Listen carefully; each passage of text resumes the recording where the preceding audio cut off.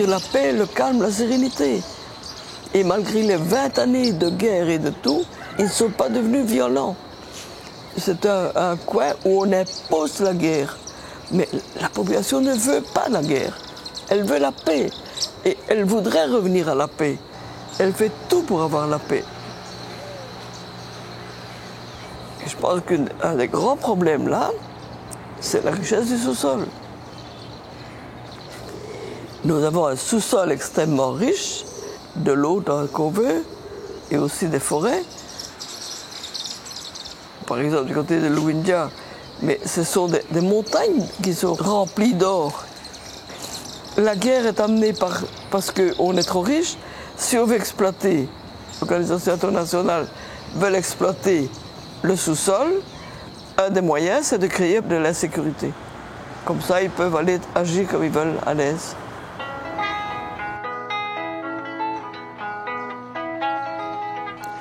Peut-il y avoir une paix durable dans un monde régi par des relations sociales, économiques et politiques qui favorisent une nation ou un groupe au détriment d'un autre? Le mot du pape Paul VI, le développement et le nouveau nom de la paix, donne une clé pour notre recherche de la paix. Et c'est pour en savoir un peu plus sur la situation de ces populations que deux jeunes Belges, Guillaume, géographe, et Jérémy, médecin à Bruxelles, se sont rendus dans cette région des Grands Lacs africains pour y mener un reportage.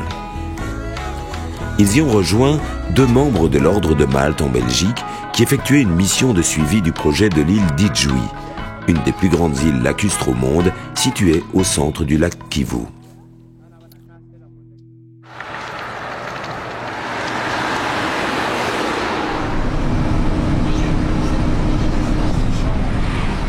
Au Kivu, nous avons développé depuis une dizaine d'années un projet de réhabilitation des structures de santé de l'île d'Idjouï. L'île d'Idjouï est la plus grande île lacustre au monde, elle fait à peu près 100 km de long, sur le lac Kivu. Et y habitent entre 200 et 300 000 personnes, on ne sait pas très bien combien. Et le réseau de santé était dans un état assez lamentable. Et il y a une dizaine d'années, on a lancé le projet de réhabiliter petit à petit le réseau de santé. Et donc nous allons dans l'hôpital de référence situé à Mondrou, et donc on verra quelles opportunités se présenteront à nous pour aider la population, parce que c'est quand même une population très pauvre, c'est en dehors des sentiers battus. Je trouve que c'est motivant pour y aller et pour voir effectivement la manière la plus adéquate pour les aider.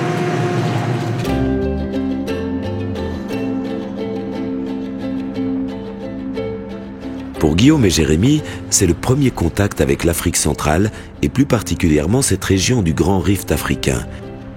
Sa nature magnifique et somptueuse, ses lacs, ses volcans, ses montagnes encore couvertes en certains endroits par la forêt primaire.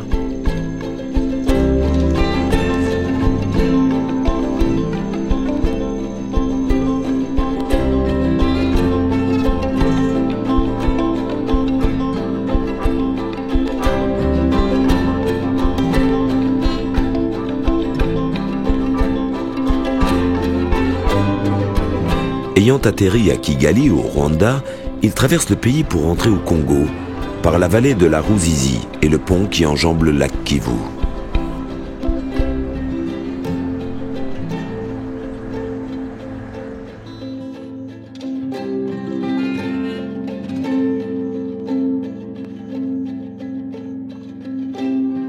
Au pied du lac, la ville de Bukavu les attend.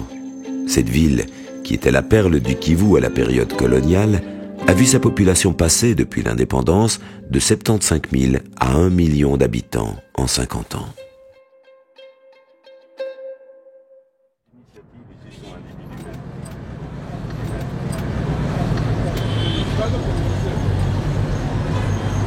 Oui, en fait, donc les motos que tu vois passer, ce sont des enfants de la rue en général qui ont pris ce métier-là. Et donc qui en vivent. Il y a énormément d'accidents. Et d'ailleurs, l'hôpital de Chiriri, qui s'est fait une spécialité de l'orthopédie, est rempli d'accidents avec les motos.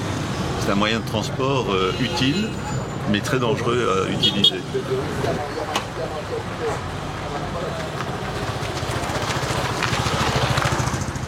La première visite de Guillaume et Jérémy à Bukavu est pour le BEDOM, le Bureau diocésain des œuvres médicales, une association de l'Église catholique congolaise à qui l'État a délégué la gestion de 12 zones de santé, 11 hôpitaux et une centaine de centres de santé. Depuis 40 ans, c'est une Belge originaire des Ardennes, Maria Masson, qui le dirige et lui donne sa vision, avec une équipe de collaborateurs locaux. La fierté du BEDOM est d'avoir mis sur pied des mutuelles de santé comptant jusqu'à 100 000 membres. Mais il est aussi connu pour sa fabrique de médicaments et de conditionnement de flacons en plastique. Vous savez que nous sommes à l'est de la République démocratique du Congo. Oh, toutes les activités qui se font ici à l'est, c'est avec l'est de l'Afrique. Nous avons l'Ouganda, Nairobi, le Rwanda et consorts. Et là, c'est sur l'océan Indien. Or, vous savez, avec toute la mafia qui se passe sur l'océan Indien, et nos frontières étant poreuses, c'est-à-dire que nous servons maintenant de dépotoir de tout ce qui est mafia, tout ce qui est produit non conforme et consorts. Voilà pourquoi il est important, impérieux même, que nous continuons à produire des médicaments ici. Parce qu'au moins nous-mêmes, nous assurons la qualité de ces médicaments. Et ce que nous importons, que ce soit comme médicaments ou matières premières, nous les analysons nous-mêmes. Mais figurez-vous, les gens qui n'ont rien comme laboratoire pour analyser consomment. Donc ils consomment tout. Voilà pourquoi nous ne savons pas ce que notre population consomme.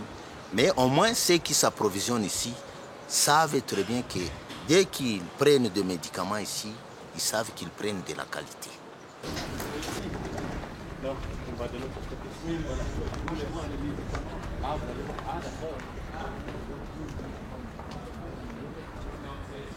Qui sont produits ici, il y a les Sirop-mucolytique, carbocystine, oui, c'est bon ça.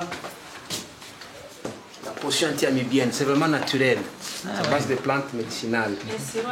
Anti-amibienne. Oui, oui. Ah ben voilà, quand les amis vont en parler, voilà, ils disent voilà, il y a de la papaye dedans. Oui, Ah ben voilà, Tu vois, j'avais il dit y a de la papaye. Oui. Le manguier aussi. Même si on a la diarrhée sanguinolente, Ouais. Oui. on le prend le matin, on prend cette potion le matin et le soir, et tu es parti. Ça s'arrête. Si c'est une amie. C'est une amie, oui. C'est quoi ça? Que vous avez ici. Ça c'est de la graisse de bois. Tu utilises ça pour tous les problèmes de peau, allergies, acné aussi, lombalgie, sciatique, tous les problèmes de rhumatisme et d'inflammation de la peau. Ça sent très bon. Bien.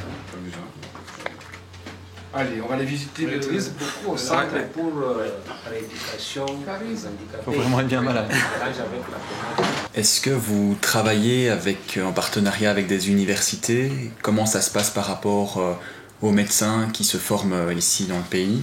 Est-ce qu'il y a des formations avec l'université, directement en lien avec les centres de santé? Est-ce qu'ils font des stages dans les centres de santé, dans les hôpitaux? Comment ça se passe pour finalement un médecin qui se forme ici au sud Kivu? Au-delà des stages que les étudiants viennent faire chez nous, quand les étudiants terminent, des fois ils font des demandes chez nous pour la professionnalisation. Et il y a dans notre système au niveau du pays ce qu'on appelle un training médical qui fait 6 mois.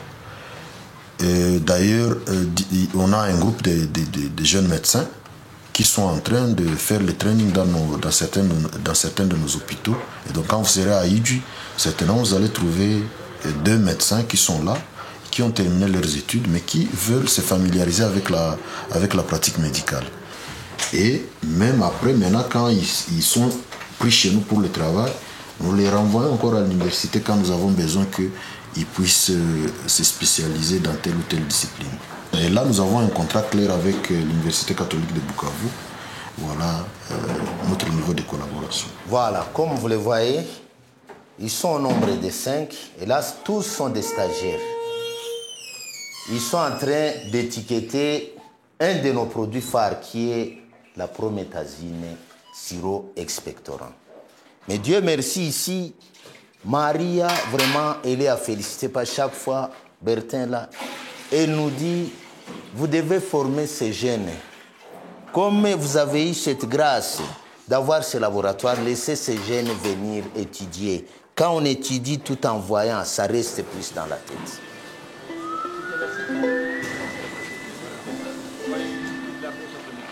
Merci Baudouin. Oui, oui. C'est très intéressant.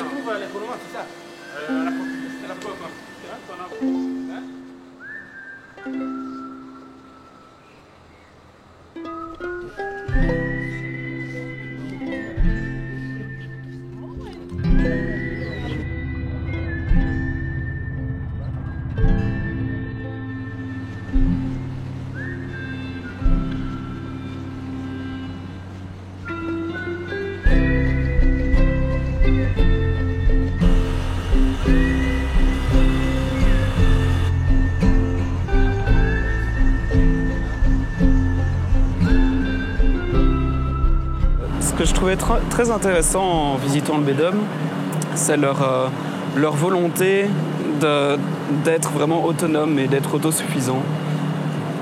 Et malgré ça, je trouvais qu'il y avait quand même une très très forte dépendance vis-à-vis de ça. On voit que s'il n'y a pas de financement, ils ont du mal, ils ne peuvent pas rénover tout leur matériel. Vraiment un point de vue qu'on ne se rend pas vraiment compte quand on est européen. C'est vrai que moi, ce qui m'a interpellé, c'est quand ils disaient qu'ils étaient parfois mis en défaut par des ONG qui proposent aussi des soins, de donner des médicaments, mais qui sont là parfois de manière temporaire. Et donc c'est vrai qu'eux, ils aimeraient vraiment faire ça de manière durable.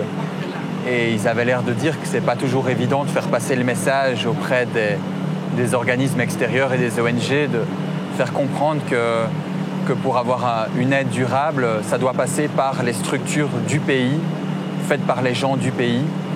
Et c'est vrai que c'est assez remarquable qu'ils fassent eux-mêmes leurs propres médicaments. Maintenant, j'avais l'impression que c'était pas toujours facile parce que simplement, ils ont besoin, par exemple, d'électricité, mais ils n'en ont que 4-5 heures d'électricité par jour. On a vu les machines qu'ils avaient pour filtrer l'eau, recycler l'eau et pour faire des perfusions, par exemple, c'est assez remarquable. Mais après ça, ils s'étaient limités par l'embouteillage, l'étiquetage, ils font tout ça à la main. Et du coup, ça a l'air de leur prendre énormément de temps parce que c'est à la main. Et c'est ça qu'ils expliquaient. C'était un peu compliqué de pouvoir fournir tout le pays, ou en tout cas même tout le sud Kivu, simplement parce qu'ils sont limités par des choses assez basiques.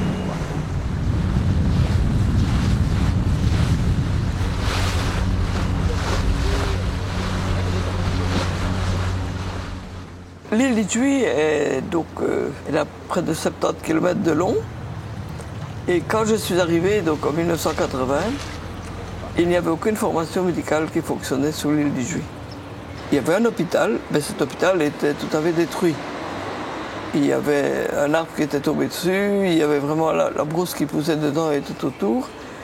Et aujourd'hui, l'île d'Idjouï a quand même un hôpital général de référence et 2 centres hospitaliers et environ une quinzaine de centres de santé.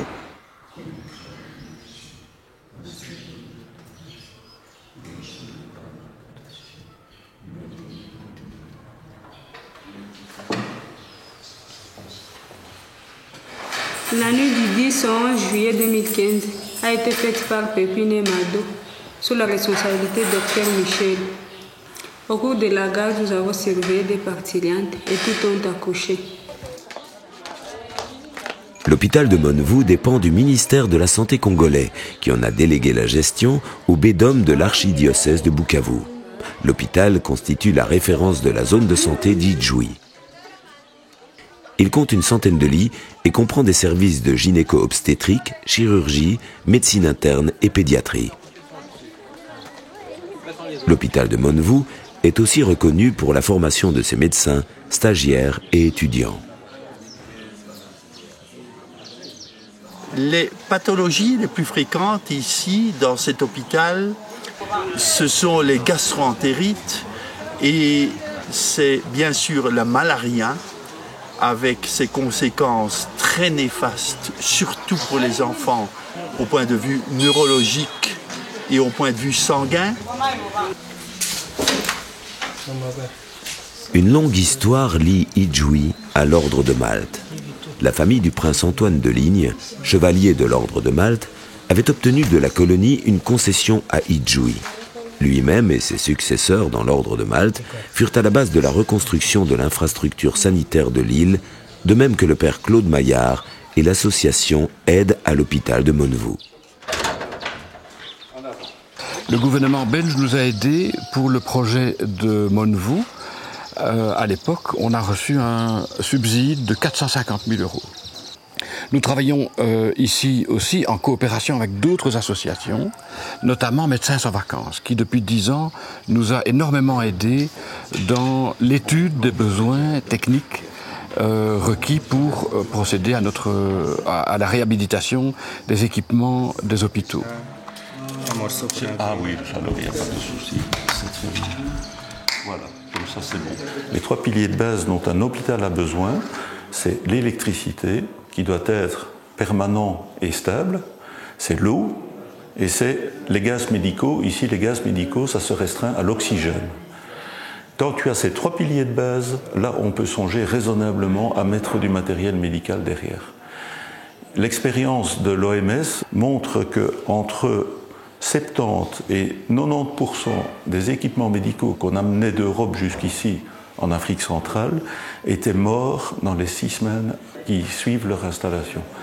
Pourquoi? Parce qu'on n'avait pas d'abord songé à sécuriser tous ces éléments-là. Et donc une fois que le matériel est installé, il faut ensuite former le personnel à utiliser ces matériels. Oui, c'est effectivement très important. La formation à l'installation des utilisateurs, ça fait partie de mon boulot. Et après, la formation médicale pour utiliser l'appareil à des fins médicales. Venir apporter le matériel et le raccorder, c'est une chose, mais si les gens ne sont pas capables de l'utiliser correctement et de faire la maintenance de ce matériel, de nouveau, c'est un matériel qui va finir à la poubelle.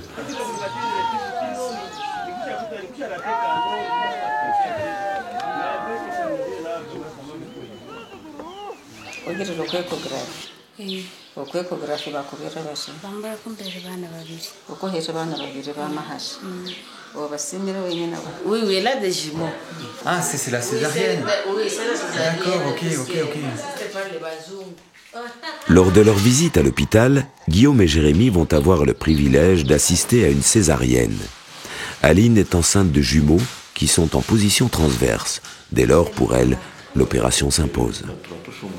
Il va faire une rachianesthésie, et donc il va piquer au niveau des racines qui sortent de la moelle épinière pour aller endormir tout le bas du corps.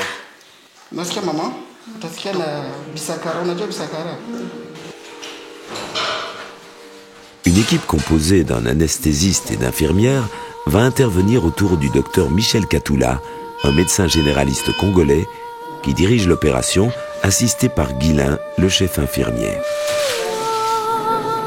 Donc là, ils doivent aller accéder à l'utérus. Plusieurs couches de graisse, de muscles à ouvrir avant d'arriver à l'utérus.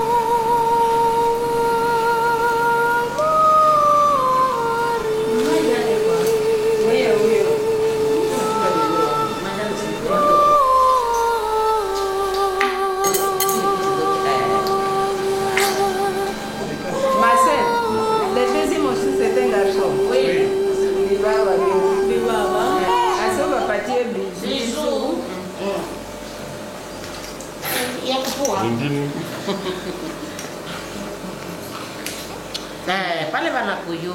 Ndio mama. Ndio mnanipenda sana.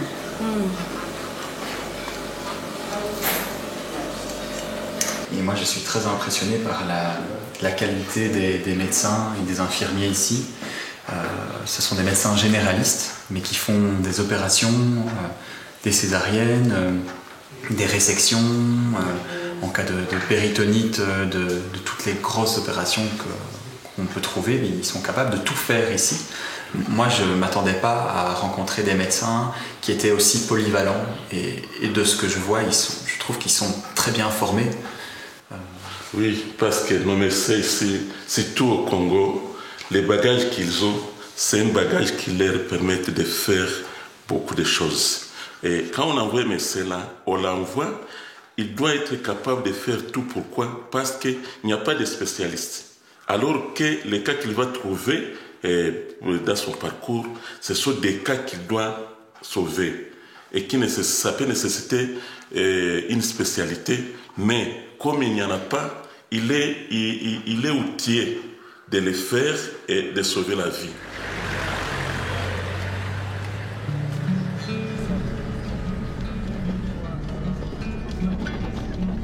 Guillaume et Jérémy se rendent de l'autre côté de l'île, où l'Ordre de Malte s'est associé à Caritas International dans un projet d'amélioration des exploitations agricoles.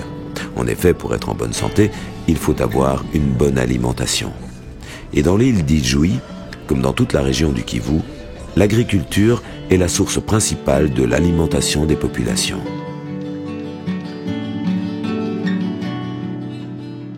Alors ici, à Idjouï, on travaille avec la paroisse de Loamarulo, dans le groupement de Mugote, sur un projet FICC. Et FICC veut dire exploitation familiale, intégrée, continue et compétitive. C'est-à-dire qu'on travaille avec un peu plus de 200 ménages, ici, sur l'île. C'est-à-dire qu'on va diversifier l'alimentation au sein des ménages pour que régulièrement ils puissent produire quelque chose pour mettre dans leur assiette. Et aussi pour améliorer le revenu. Une partie de la production va être vendue. Et ce revenu régulier permettra de payer les soins de santé et les frais scolaires. C'est vraiment les deux dépenses les plus courantes ici dans le milieu. Dans l'état ici, on cultivait très mal. Et on perdait beaucoup les semences. Et après que la Caritas est venue avec ses agents nous montrer comment travailler, comment cultiver. En tout cas, ces derniers temps, on voit que nous produisons beaucoup. Parce qu'on devait planter ces semences à la volée. On voit que quand on sème à la volée, il y a plusieurs semences qui se perdent.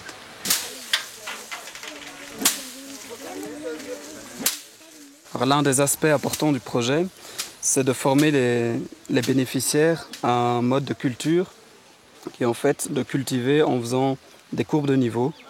Donc, principalement, quand les terrains sont en pente, ça permet de limiter l'érosion et donc d'avoir vraiment différents champs en terrasse. Et donc pour ça, ils ont planté des lignes de plantes fourragères pour faire délimiter chaque fois les courbes de niveau. Et alors ces plantes, elles ont l'avantage, d'une part, pendant la saison des pluies, la pluie ne va pas lessiver le sol et alors on a aussi une fertilisation du sol avec ces plantes fourragères. Ces plantes permettent de nourrir le bétail, donc les chèvres et la vache. Ces élevages qui vont ensuite donc donner des engrais pour de nouveau fertiliser le sol. On m'a fait 3 chèvres femelles et un bouc. Si je parviens à avoir au moins des petits, ça c'est pour donner à une autre bénéficiaire. C'est un projet qui doit continuer. C'est pas pour moi seul, mais c'est pour... Peut-être il faut que les autres en bénéficient aussi.